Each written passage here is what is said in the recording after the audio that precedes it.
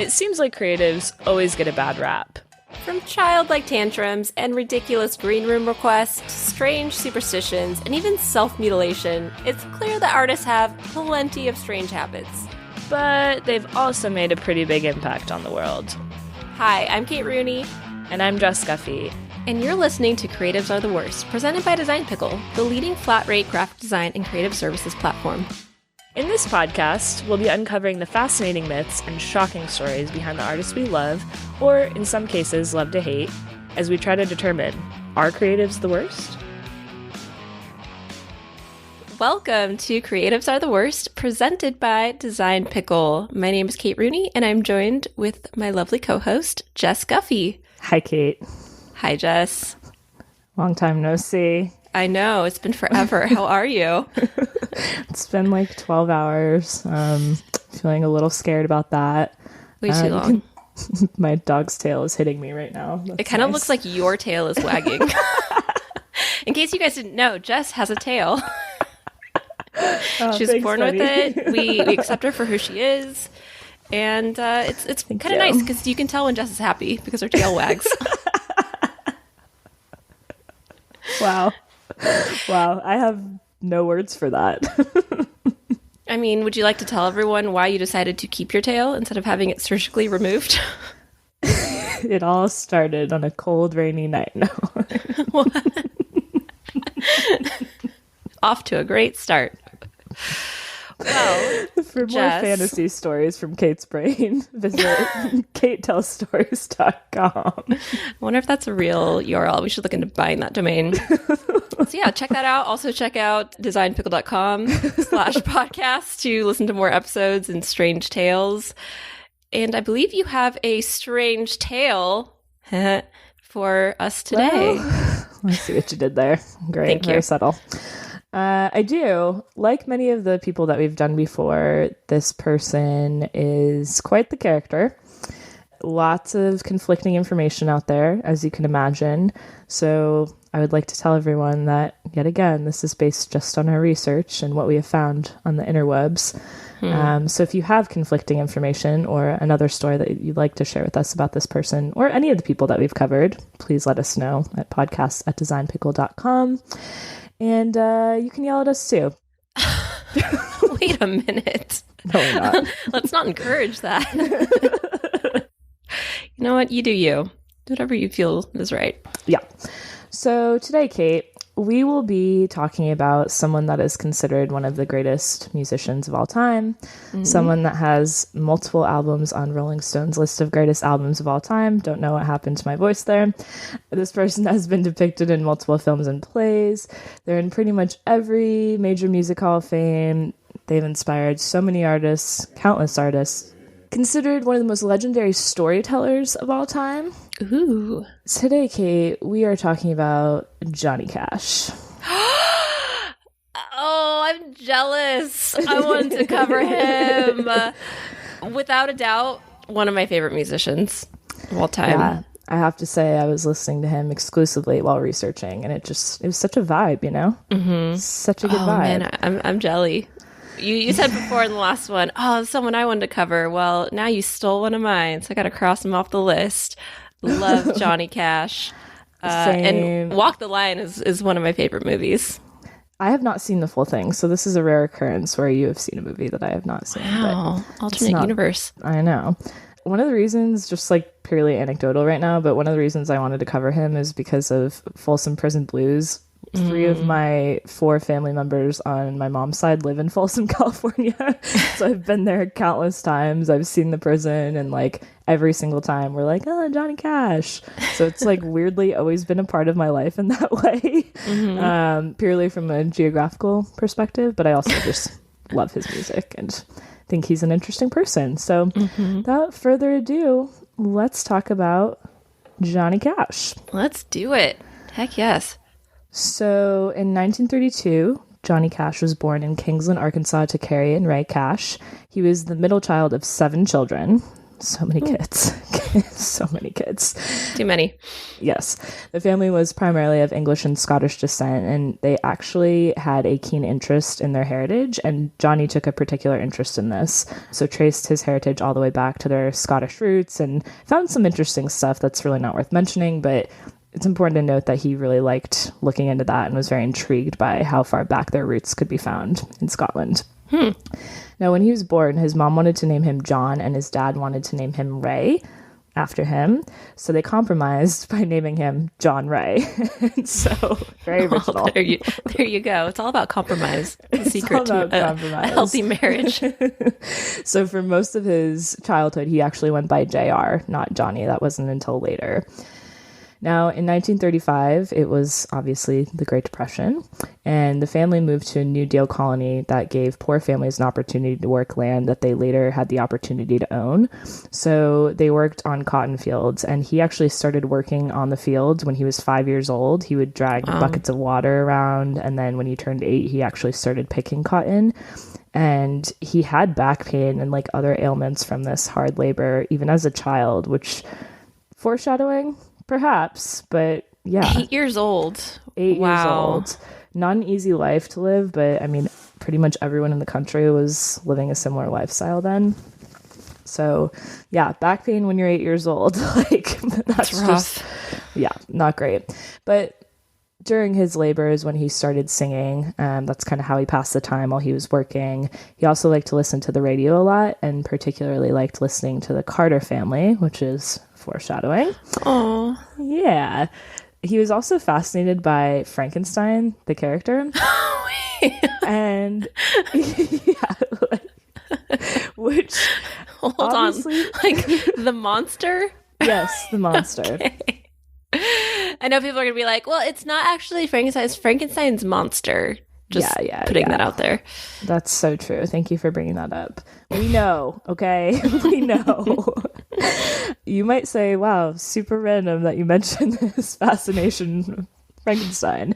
But I thought it was important because he had said that he was very sympathetic to the character and said it was someone made up of bad parts but trying to do good, which I feel like kind of encompasses Johnny himself in a weird way, and we'll dive into why that is, but thought that was poignant to mention that even as a young child he was feeling sympathy for a monster that was fictional. So anyways, working on the cotton fields also gave him a lifelong sympathy for working class people. He always would write songs about them and, as we know, talk about them.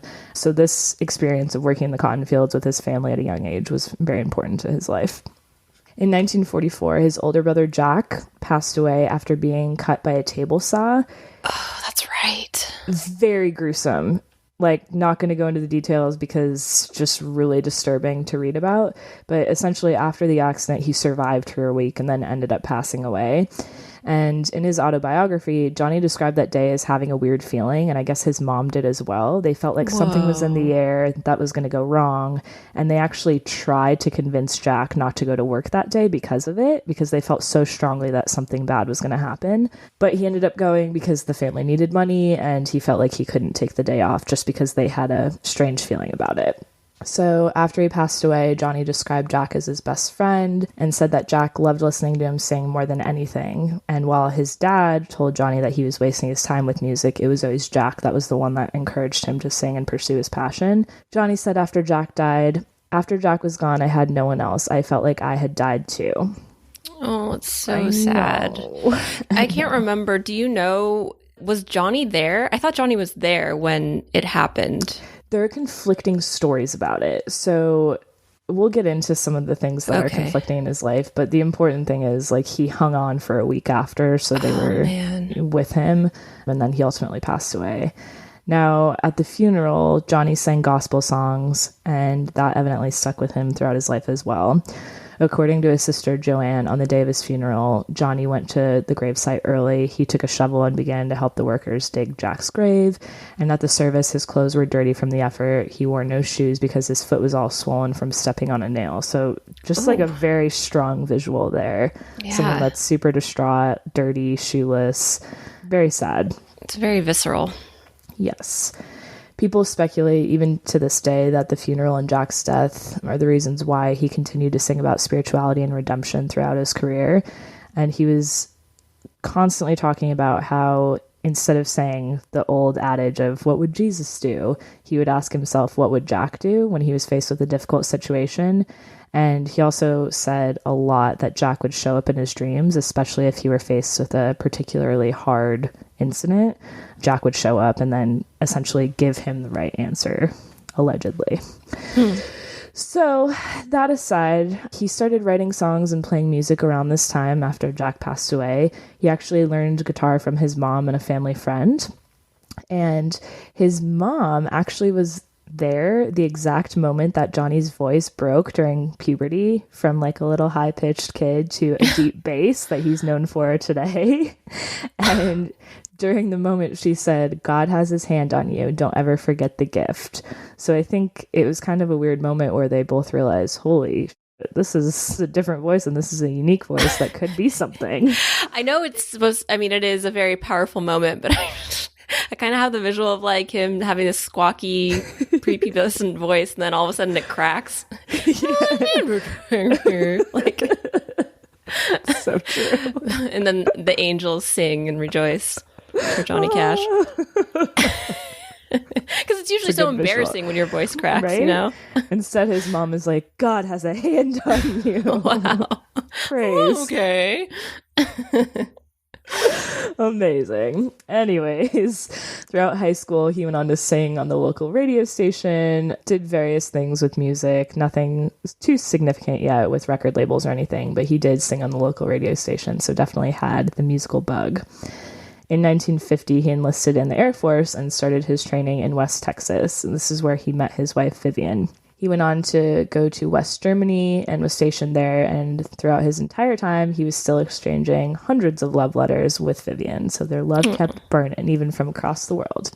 He actually worked as a Morse code operator on the Soviet channel, and he was the first person from like the Western Hemisphere to learn of Stalin's death, which is so random.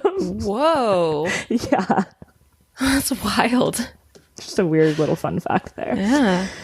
In 1954, 4 years after he enlisted, he was honorably discharged, and he went back to Texas, where he married Vivian, and they proceeded to have 4 daughters. Woo! Yeah. Who run the world? Girls. Lots of estrogen going on in that household. He also, totally random, but he got a scar from having to remove a cyst. So if you've ever seen pictures of him with a scar on his face, it's not from any crazy war story or the Air Force. It's just from getting a cyst removed. He didn't get into a bar fight. Yeah. That's less cool. Crazy stuff there.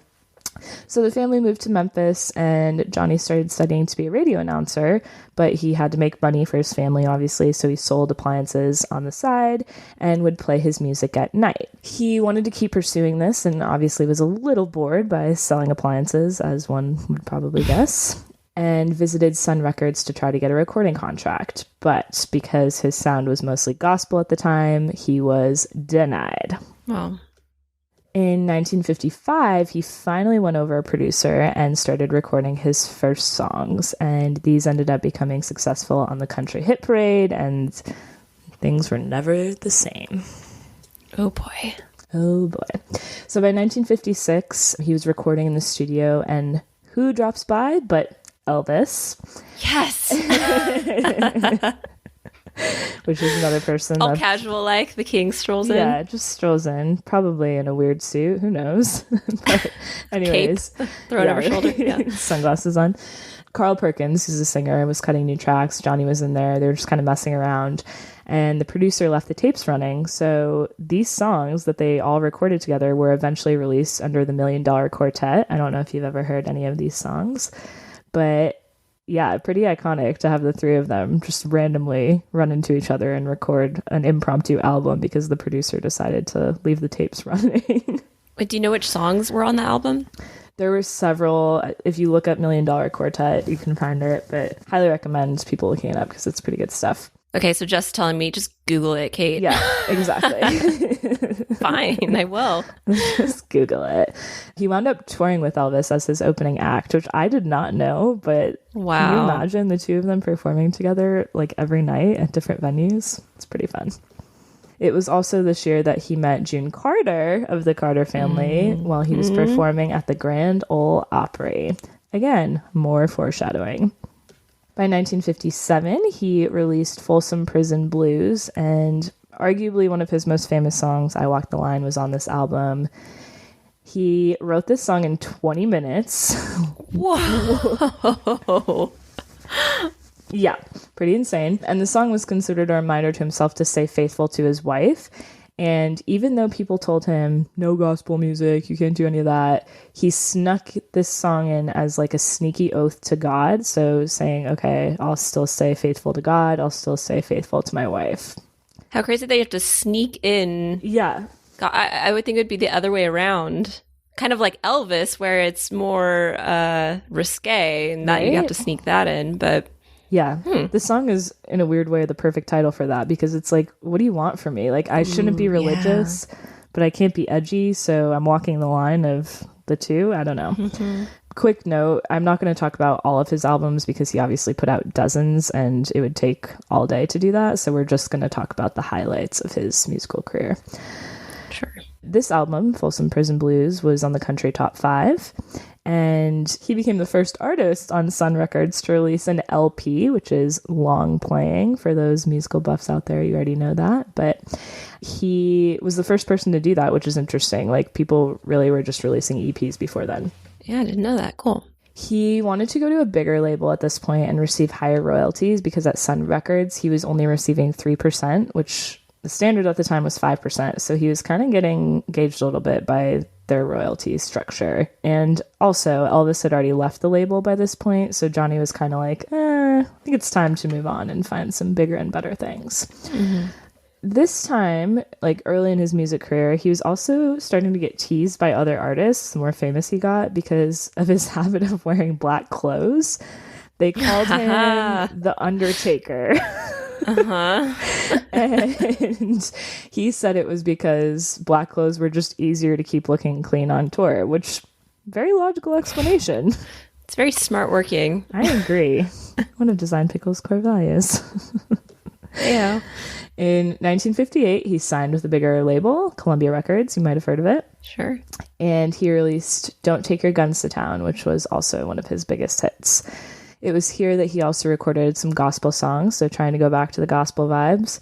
And at the same time, Sun Records was releasing some of his backlog of recordings under their label, so he became the first artist to have 2 labels releasing his music concurrently. Wow. Music everywhere. It was also this year that he moved to California in hopes of starting a film career, like so many others before him. Yep. What? This always surprises me when I hear this with, like, musicians or artists that we cover that aren't in the film industry. Right? I want to be a star. Crazy. Yeah. You wonder why it is. I mean, they're obviously super creative, and maybe they just want to be tested in a different creative field. Who knows? It's kind of an interesting thing that we're seeing over and over again.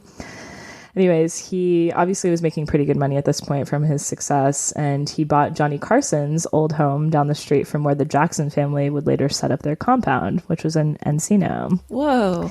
He ended up making his acting debut in a movie called 5 Minutes to Live, and it was absolutely planned. Like, he did not do well. The film didn't do well. It was not a good move. I had no idea he was even in a movie at all. I know. What is it called? 5 Minutes to Live. I'm writing that down because I want to look that up. It's wild. So because it was panned, it kind of made him rethink the film career. So he does one and he's like, I don't like not doing well at this. Maybe I should revisit. Yep. And this is also around the time that he started performing concerts at prisons, and perhaps some foreshadowing here. We'll talk about that in a little bit. This is also, not so coincidentally, the time that he started drinking heavily and using methamphetamines and barbiturates to stay awake during tours. And he started going down a little bit of a dark path with that. Friends were getting worried about his erratic behavior. He was nervous a lot, but mostly they joked about it and kind of played it off and ignored the signs of heavy addiction that were kind of right in their faces. By the early 1960s, he was living in Ventura County, and he started having problems with Vivian because of the drug and alcohol habits. She was getting frustrated. He was MIA all the time, and it just wasn't a good situation. In 1962, problems escalated further when June Carter joined his touring group and started going out on tour with him.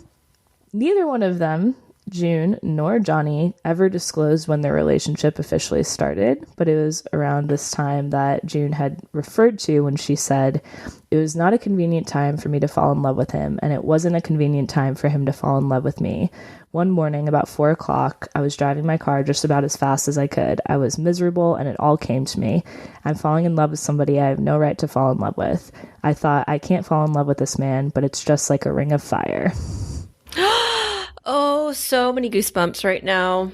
Yeah. So again, full body chills. Holy moly. Yeah. Timing a little bit muddy, but I think we can all surmise where this ended up going and what was going on at this time.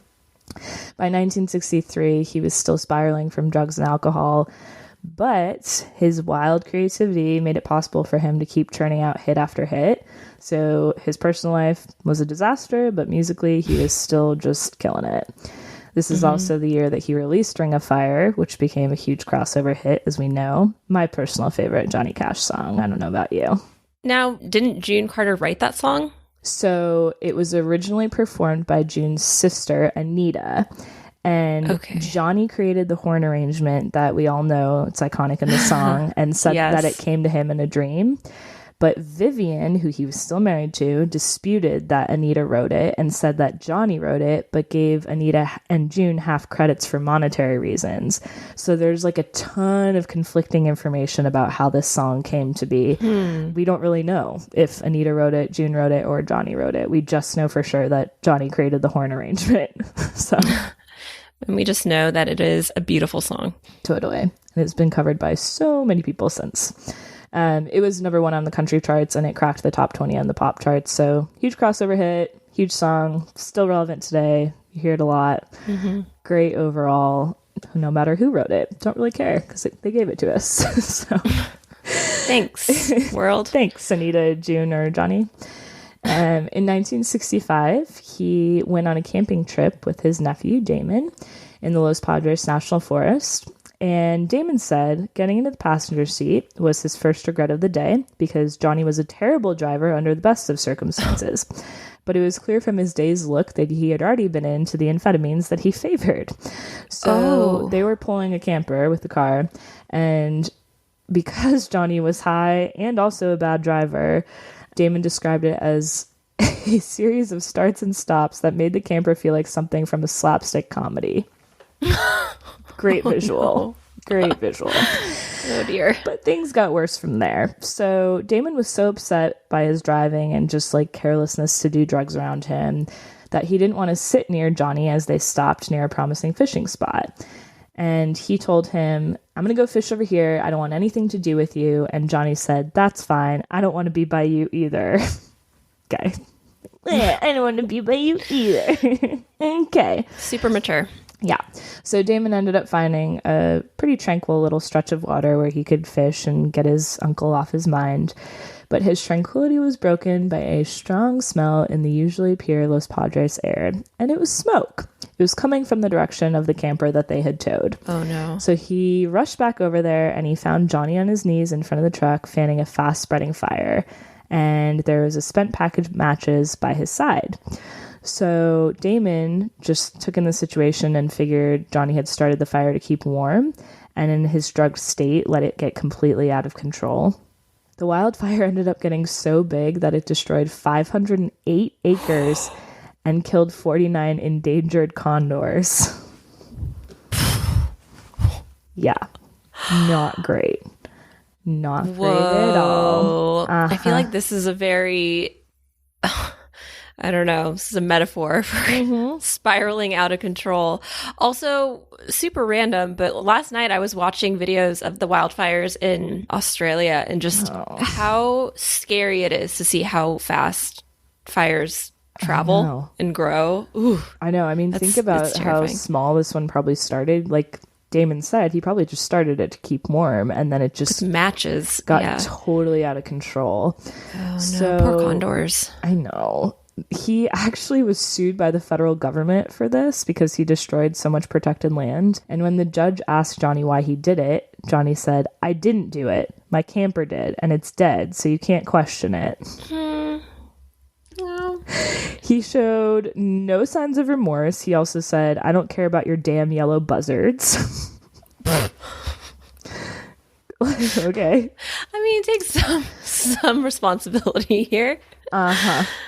So in the court case for the federal government suing Johnny, the federal government was awarded $125,000, which actually is almost $1 million in today's day and age. Wow. And Johnny eventually settled the case and paid about $82,000 in restitution. So he said of the incident, "Well, I'm the only person ever sued by the government for starting a forest fire." Is he proud of that fact, or? Unclear. He was just stating the, I guess, obvious, because who else has been sued? No one.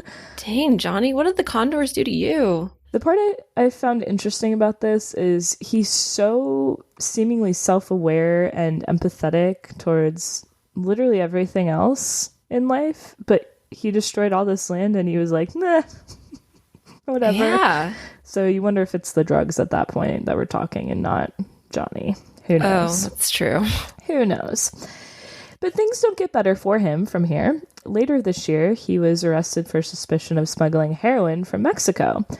He was not, in fact, smuggling heroin, but when they went through his stuff upon his return from Mexico, he was found to have 688 amphetamine pills and 475 tranquilizers in his guitar case. Dude, I mean, just having both amphetamines and tranquilizers, so you're just like on uppers all day, and then you'd go, oh man, what a miserable cycle to just go through. Terrible. So because these were technically prescription drugs and not heroin or something completely illicit, he received a suspended sentence and the arrest was highly publicized. He was completely on edge during the hearing. He cursed at the reporter, threatened to kick a photographer's camera, just stuff that was not a great look for Johnny. At the end, though, he posted a $1,500 bond and was released pending arraignment. And it kind of sent him down a further spiral because now this was public information that he had a drug problem. And he felt like a total hypocrite for singing gospel songs and telling people, oh, you can overcome your problems, while he was deep in his own addiction problems. And not surprisingly, the media had an absolute field day with the photos of him being escorted out of the courthouse in handcuffs. Like, it was everywhere. Yeah. And Vivian, poor Vivian, was mortified. Oh, with her 4 daughters at home. Wow. Just a quick sidebar. He had been in scrapes with the law before, but until now, I mean, people knew of his drug use, but only the people that were in the country music circuit. No one in the public knew. So things really shifted for him then, because now everyone knew. This is interesting too, because a lot of the people we cover, and even people we haven't covered, it's just kind of known that a lot of creatives, particularly musicians who have major substance abuse problems, and the people in their camp know about it, but don't want to act on it because this person is like, you know, creating the livelihoods for everyone else. And it's just like, you got to keep them going. You have to keep performing and whatever it takes. It's just really sad to see that no one could step in until it gets to the point where like the public knows about it. That's such a good point. You wonder why these people feel comfortable enabling them. And you're like, well, they're making money from this person. They don't want to disrupt that. If the person goes to rehab, they're not making money anymore because they're not putting hits out. So needless to say, from this time through the early 60s, Johnny was arrested for public drunkenness, reckless driving, drug possession, and even picking flowers. Wait, arrested for picking flowers? He was in a town in Mississippi called Starkville, and he was exploring the town, was hammered drunk at 2 a.m., decided to go into someone's yard and pick some flowers. Seems innocent enough, but apparently if you're hammered while you're doing that in a stranger's yard, not okay.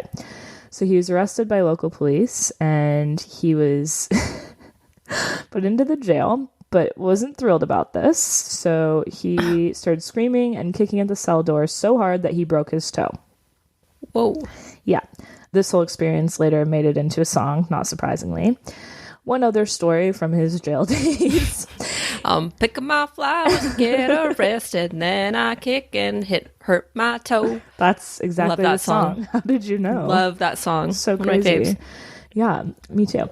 So he also spent a night in jail in Carson City, Nevada, and don't know what he did there, but he was sharing a cell with a threatening lumberjack who refused to believe it was actually Johnny Cash.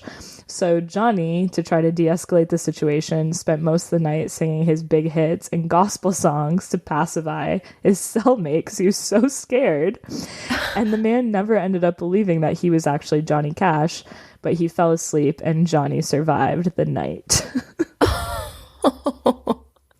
Singing the lumberjack lullabies. Yeah. Go to sleep. Go to sleep. Go to sleep.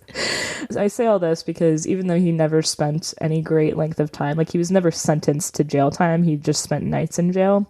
He was arrested 7 different times, spent a few nights in jail, got some perspective, which reminded me of the late, great Lenny Bruce as I was researching this. And so throughout his career, he empathized with inmates, and so he performed at a lot of prisons, and a lot of people suspect that it's because he did spend a little bit of time in jail and, you know, see how it went, and he felt like these people didn't fit in and that he could help them with music. So just wanted to mention that because we all know how famous his prison albums are. With that, let's take a quick break. Hey, Jess, what do you call a pickle lullaby? I don't know, Kate. Tell me. A cucumber slumber number. Oh, no. I did not see that coming. Nope. That joke may have been the worst, but Design Pickle is not the worst. Definitely not the worst. And there's a reason that Design Pickle has been ranked on the Inc. 5000 list of fastest growing companies in America for the past 2 years. And it's because they aren't the worst. No, Design Pickle offers flat rate, unlimited graphic design and creative services with unlimited revisions, brand profiles, a Zapier integration, Adobe source files, all that good stuff. And we have a special deal for all of you listeners. So if you're listening to our nonsense and you need graphic design help or custom illustration help, you can use the code WORST at checkout to get $100 off your first month of any plan. That's coupon code WORST, WORST, for $100 off any plan of Design Pickle, our Essentials plan, our Pro plan, custom illustrations. Just head over to designpickle.com and select the plan that's right for you and get $100 off. And get creating.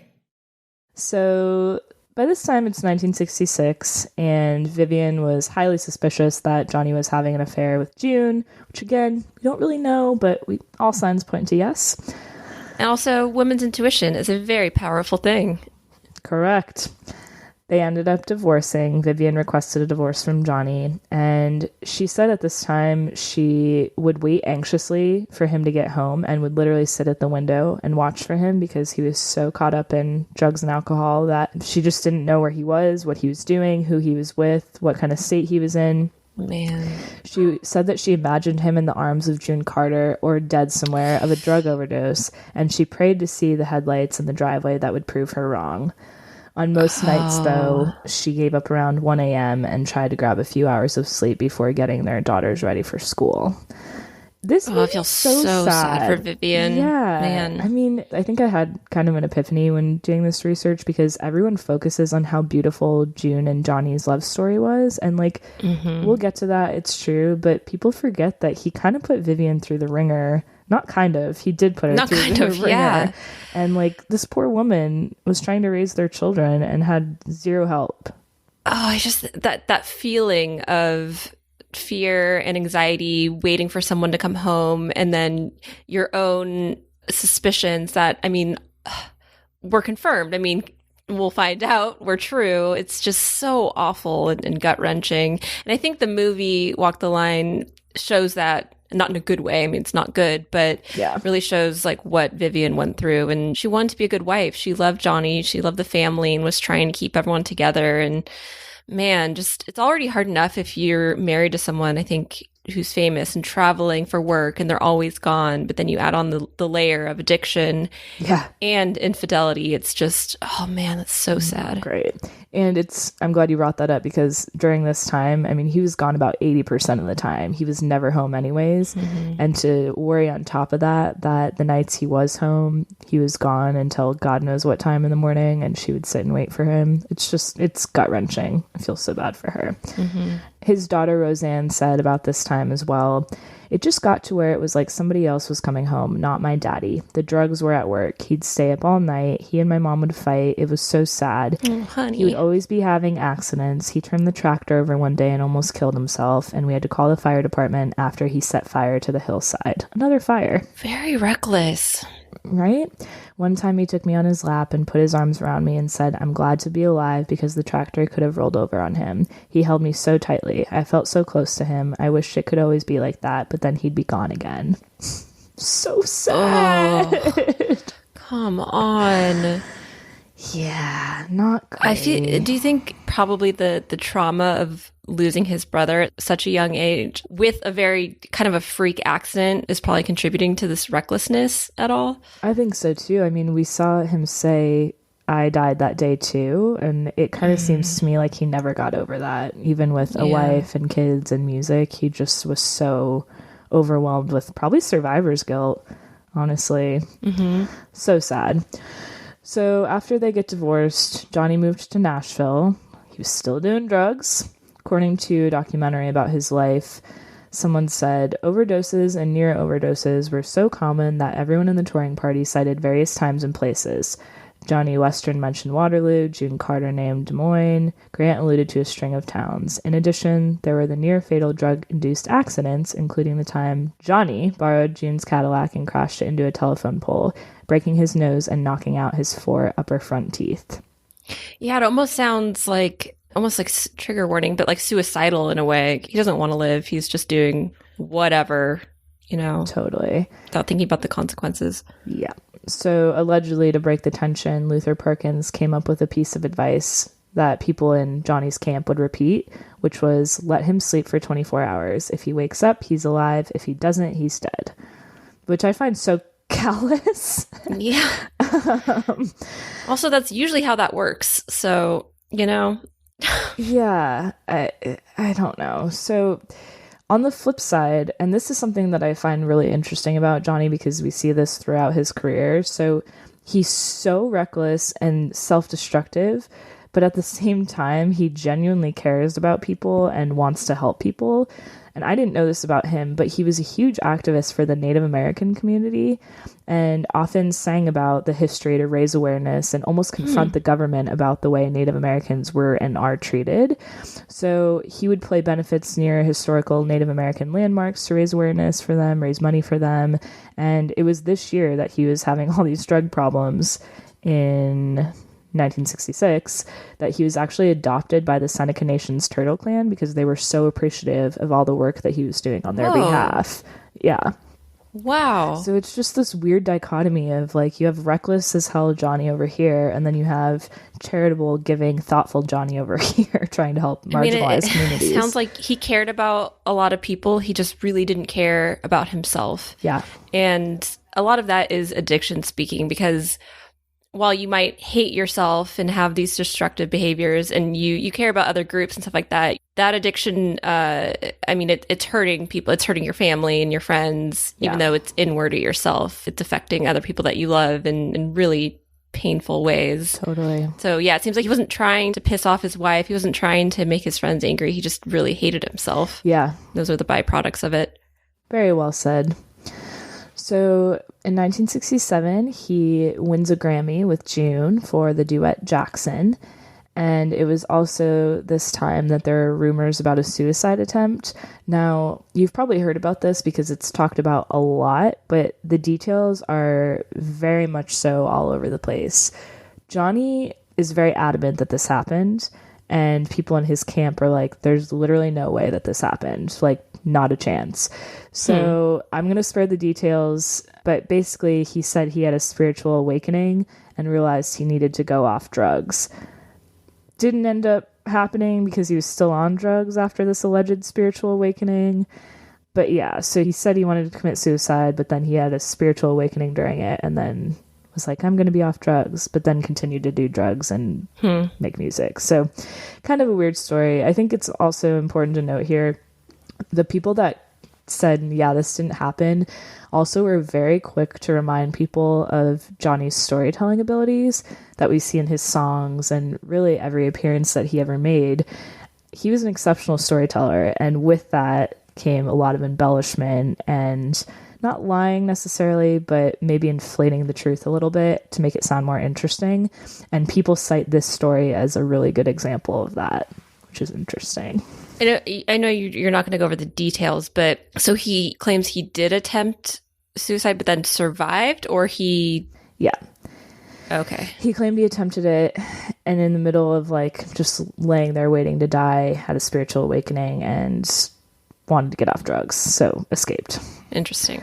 Okay. It was also around this time, again, said he was going to go off drugs, didn't. Got in a car accident in Georgia. The police found a giant bag of pills, as per the use for Johnny, and he attempted to bribe the deputy. Probably not good to bribe a uniformed officer, just a thought. Usually not. He ended up talking to the sheriff, who released him after a night in jail and a long talk, and the sheriff basically was like, you can't live your life like this. You're acting in a very self-destructive pattern. You can't make these choices. Basically like a dad.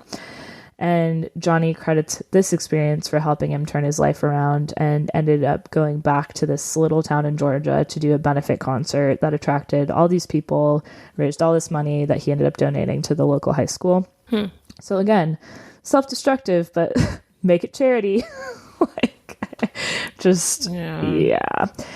So he did, in fact, clean up his act a little bit after this because he really wanted to marry June, and she said repeatedly that she would not marry him until he cleaned up his act. So in 1968, he proposed to her in front of a live audience on stage. I've gotten so many goosebumps in this episode so far. She finally said yes. This was multiple attempts later that she finally said yes, but they got married a few weeks later. And during this time, I did not know this either, and maybe you did from watching the movie and your general Johnny Cash knowledge, but his friends reportedly didn't love June for him because she was said to be super manipulative. And this was kind of talked about during this time, but nothing else really came of it. So I felt it was important to mention. Well, I also think about the whole story of him proposing. It's glamorized as being so romantic. And I mean, it kind of is in a way. But also, I feel like that is sort of manipulative in a way because he had proposed to her over and over again. She kept saying no. And then he does it on a huge stage in front of everyone, where she's kind of like, stop, like, we need to finish the show. But he like won't take no for an answer. And so she has to say yes in front of everyone. It also makes me think of like, or just pro tip for people in general. Don't propose unless you've already had that conversation, first of all, and Especially you know that the person's going to say public. yes. And don't do it in public. Yes, thank you. That is, oh man, so cringeworthy. Oh my god, you're in for a world of disaster if you do that. So just another helpful tip from Creatives Are the Worst. Add it to our list of you're welcome. #tips. Yep. We're still going hashtag Lint Trap Strong. If you don't know what we're talking about, go listen to the Eddie Murphy episode. Yeah, go check that one out. Good callback, Kate. Good callback. Thank you. So after he marries June, he released the live album Johnny Cash at Folsom Prison due to his performance there. And it was so successful that he followed it up with Johnny Cash at San Quentin. Both albums were dramatic successes. They reached #1 on the country charts and pop charts. And this is actually when he became a quote-unquote international hit because these albums surpassed the Beatles and sold 6.5 million copies, which is a big deal back then. In 1969, the Johnny Cash Show came to be. So because the two live prison albums were so successful, ABC gave him his own show. And the show was performed at the Ryman Auditorium in Nashville. He would have guests like Linda Ronstadt, Neil Young, Neil Diamond, Ray Charles. The list goes on and on and on and on. Wow. Bob Dylan was also a guest, and quick note about that, he was a huge champion of his work, and they were kind of fans of each other. And Johnny's been said to have nurtured and defended artists like Bob that were kind of on the fringe of country, but still country, which obviously proved to be a very good choice on his behalf because we all know Bob Dylan's legacy. Oh, yeah. We love Bob Dylan. Love him. Johnny often clashed with the network, not surprisingly, but he really just wanted creative control over it. It's very apparent. So Chris Christopherson performed on the show, and they told him he had to cut the word stoned from Chris's music. And Johnny was like, yeah, we're not doing that. So they left it in. He got his hand slapped by the network. He also brought Pete Seeger onto the show after Seeger's performance of an anti-Vietnam War song had caused a controversy on another network.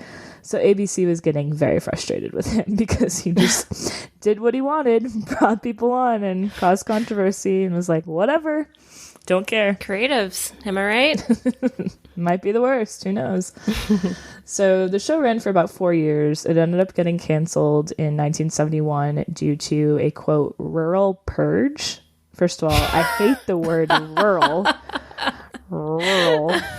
The rural juror. The rural purge. The rural purge. That's a tough phrase. Isn't it, though? It's like, yeah. Got to practice that one. If you want a tongue twister, try that at home. But I guess around this time, a lot of rural themed shows were canceled in favor of more urban and suburban content. So I don't really know what this means. I didn't really look into it further, but it's an interesting concept in the early 70s that they're like, we don't want farm people, we want city people. Okay. Yeah. Go for it, I guess. Don't know why. We might have to add that to our list of things to look into. But this is around the time that his public image as, quote, the man in black was solidified. Man in black, yeah. He actually, in Johnny Cash fashion, wrote a song to explain why he was the man in black.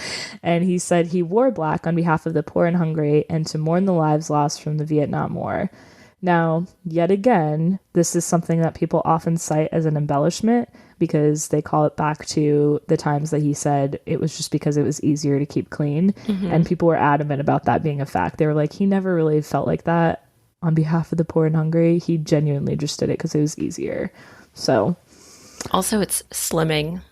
It's just kidding. That's not fashion. Or, maybe he just likes to wear it and people want to prescribe a reason for it, but it's like, that's just what I wear. Everyone has their thing, right? Like, what is him wearing black affecting you? It's not. So, whatever. Who cares? But by the mid-70s, his popularity and hits began to decline. He was completely off drugs by this time, so completely sober. Wow. So he started doing various other projects. He was making commercials. He co-wrote and narrated and produced a film about the life of Jesus.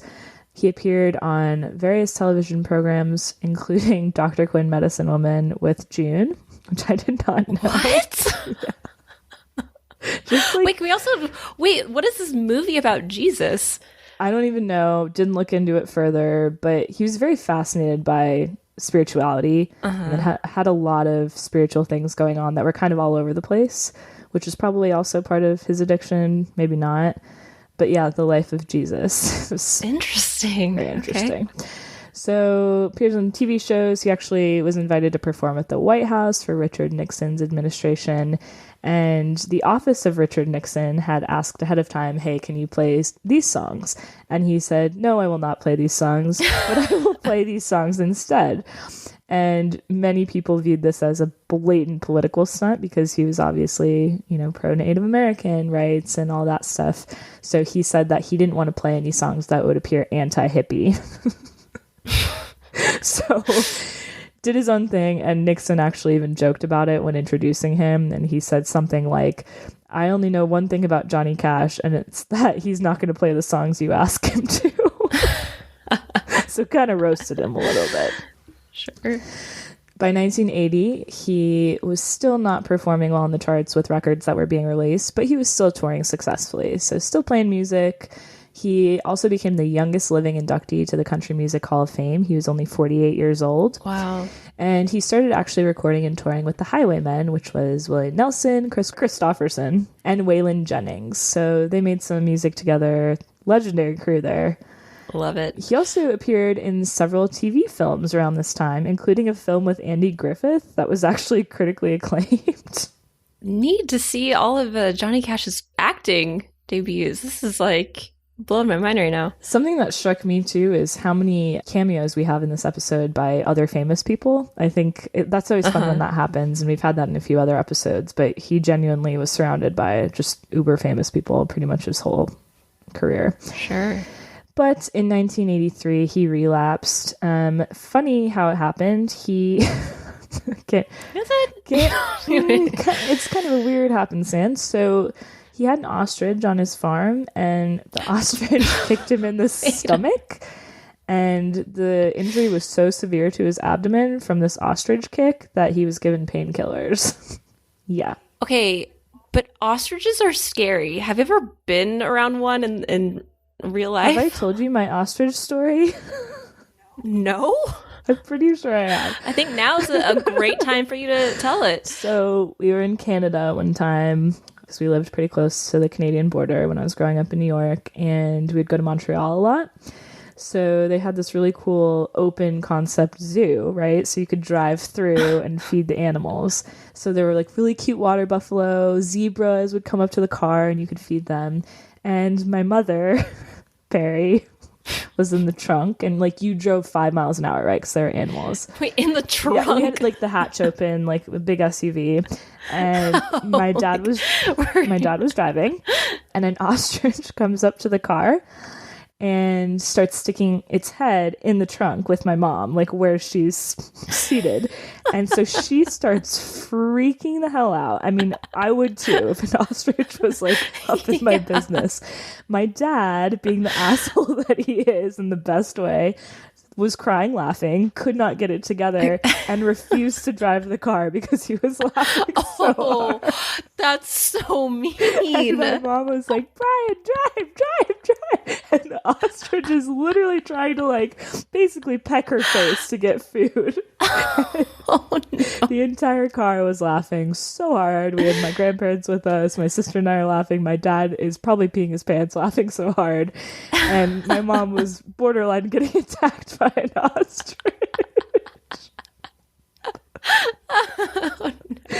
And that see, well, I mean, she had good reason to be scared after an ostrich attacked Johnny Cash. Yeah, I mean, nothing was the same. Wow. So yeah, that story goes down in Guffey family history as one of the best, because if that doesn't show my parents' dynamic, I don't know what. Scary. I mean, like, they're big fluffy things, but their necks look like hairy snakes with a beak. Well, but part it's of their necks are bald too, so it's like feathers, bald feathers, and oh my god, they freak me out so much. Don't like it. And clearly they freak out on you if you're just trying to keep them on your farm, as what happened to Johnny.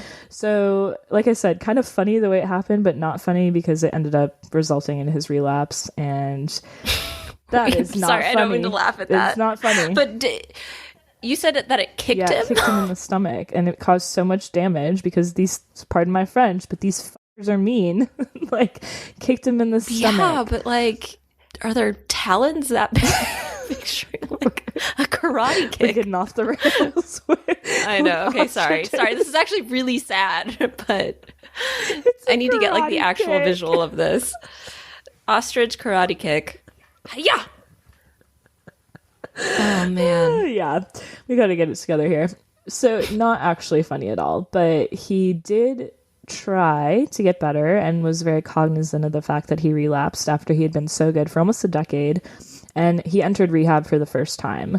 So I think we can probably credit this to June. I mean, she tried her absolute hardest to keep him off drugs. She flushed pills down the toilet all the time. She tried to hide them, all that stuff. So I think she was probably very happy about this move to go to rehab because progress, right?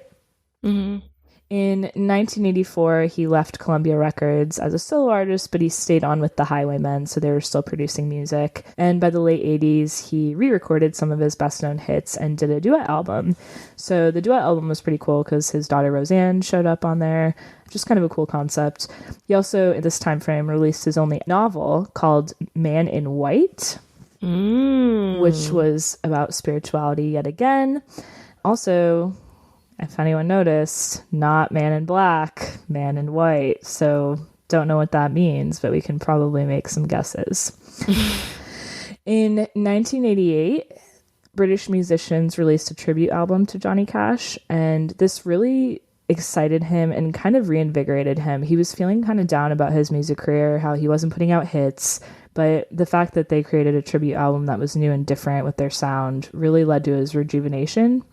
And he also went to rehab again around this time. So don't know what was going on. If he was sad, went to rehab, and then felt rejuvenated.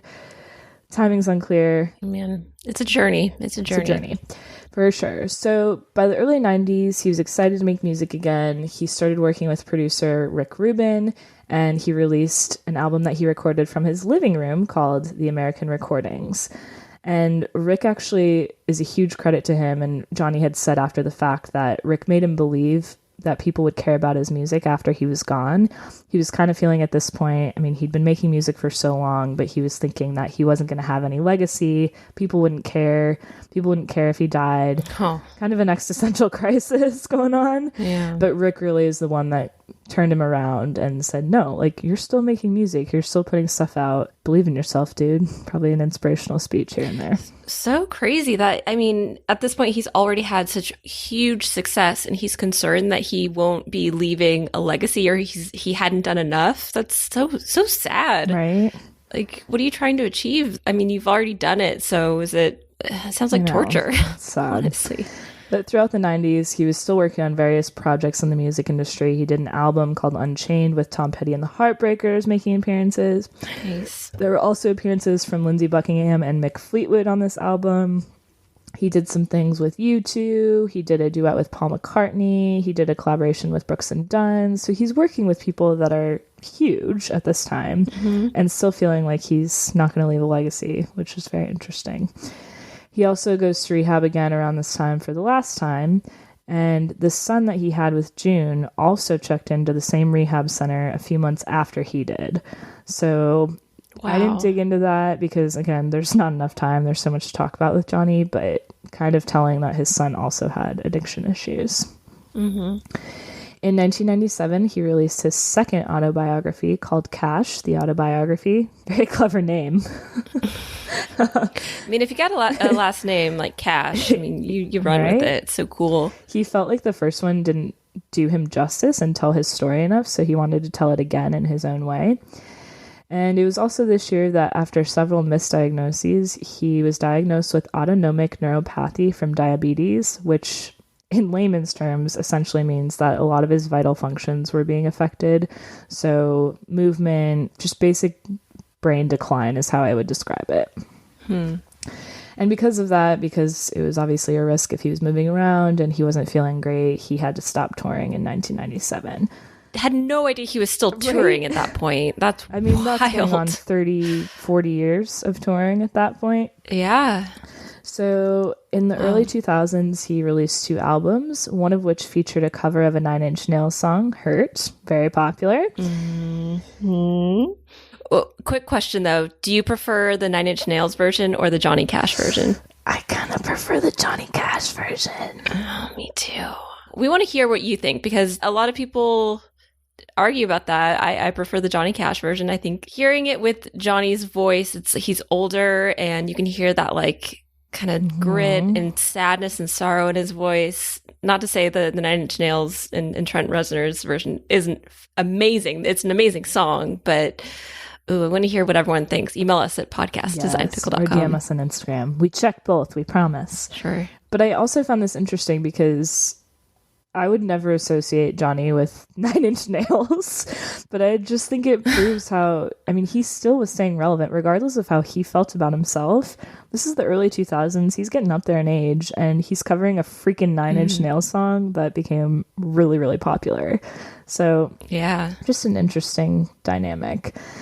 In 2003, June passes away. She had a lot of health issues, a lot of heart stuff. I believe it was a leaky valve. And she ended up being convinced by Johnny to get the surgery that she needed to potentially save her life. But unfortunately, it didn't quite work. And he made the tough decision to take her off life support. Oh, man. An interesting thing about that is typically when people are taken off life support, they last about 3 hours. And she lasted 3 days. So I don't know if it was because Johnny was standing by her side the whole time. And, you know, you can speculate. But just thought that was interesting. And before she died, she told Johnny that he needed to keep working, which is something that he took to heart. So after June passed away, he recorded about 60 songs, which is crazy. Whoa. And at his last ever public performance in 2003, he said, he had a whole statement written out that he wanted to share with the audience. So he said, "The spirit of June Carter overshadows me tonight with the love she had for me and the love I have for her. We connect somewhere between here and heaven. She came down for a short visit, I guess, from heaven to visit with me tonight to give me courage and inspiration like she always has. She's never been one for me except courage and inspiration. I thank God for June Carter. I love her with all my heart." I know. So sad. So, not surprisingly, less than 4 months after she passed away, Johnny also passed away. The clinical cause of death was complications from diabetes, but a lot of people say it was broken heart syndrome. And many said that when June died, they speculated that he didn't have much time because it completely tore him apart. I mean, he said the only reason to still live was because of music, and it just destroyed him to the point that he passed away, which is very sad. I know. But their love has been said to inspire all the great country love songs, which I don't think is a surprise to anyone. So, to touch on his legacy, in his time, Johnny Cash wrote over 1,000 songs, released dozens of albums. He was the recipient of the 1999 Grammy Lifetime Achievement Award. He has streets, trails, festivals, museums in his honor. He even has a spider named after him, Kate, which I know you would love. Don't like that. The spider was actually found in the Folsom prison, and they named it after him. Like a different species, or it just had a nickname? Hey, Johnny. No, it was actually a new species of spider, and they made the scientific name so that it was like Johnny Cash. Johnny is Cassius? Basically, yeah. After his death, there was a biography released that showed the darker side of him, like his addiction and frequent infidelity. Until this point, it was said that the general public only knew about 20% of what went on in Johnny's life. So again, he embellished stories. He told the stories that he wanted to tell. That's why I think when he got arrested and it became public knowledge about his drug addiction, he was so devastated by that. But this book really, actually a lot of the information in the book is in this episode. So we know a lot more now. He also had a book of poems that were love letters to June, turned into an album by modern artists like Casey Musgraves, Brad Paisley. That's called Johnny Cash Forever Words. And if you haven't listened to it, I highly recommend. It's super good. I will immediately. As I mentioned at the top of the episode, several portrayals, including the Oscar-nominated Walk the Line, which Kate loves. And he obviously, this is basically going without saying, but he shaped and reshaped country music over and over again. The last thing I will leave you with before we decide if he's the worst is, in an obituary, it was said that he was one of the few performers who outlasted trends to become a mythical figure rediscovered by each new generation. So, Kate, I ask you, is Johnny Cash the worst? Well, Jess, oh man, I'm so biased because I'm a huge fan, and a lot of the information you spoke about I already knew, but the new information that I didn't was more the positive stuff, like fighting for Native Americans and whatnot. And not to say he didn't do really terrible things, because he certainly did. Was very, very selfish, very self-destructive, a terrible husband to poor Vivian. But with that, he clearly had addiction problems, and it is a disease. So it's a fight. I mean, like we said before, it's a lifelong journey, and it's sucks. So I'm going to say no. Like, given his legacy, and he definitely dealt with trauma growing up. Totally. So creative. His storytelling is fantastic. Working with the communities is fantastic. I love Johnny Cash, so I'm going to say no. He's not the worst. I agree with you wholeheartedly. I think it's impossible to call him the worst. He was so prolific in his career. He inspired so many generations of artists to come. The addiction stuff and the drug stuff is obviously not great, but like you said, I almost can't fault him for it. I think dealing with the loss of his brother really messed him up for the rest of his life. Mm-hmm. And while June helped straighten him out, I think it is a disease and he really didn't stand a chance to fully overcome it, just based on how deeply entrenched that trauma was in his early childhood.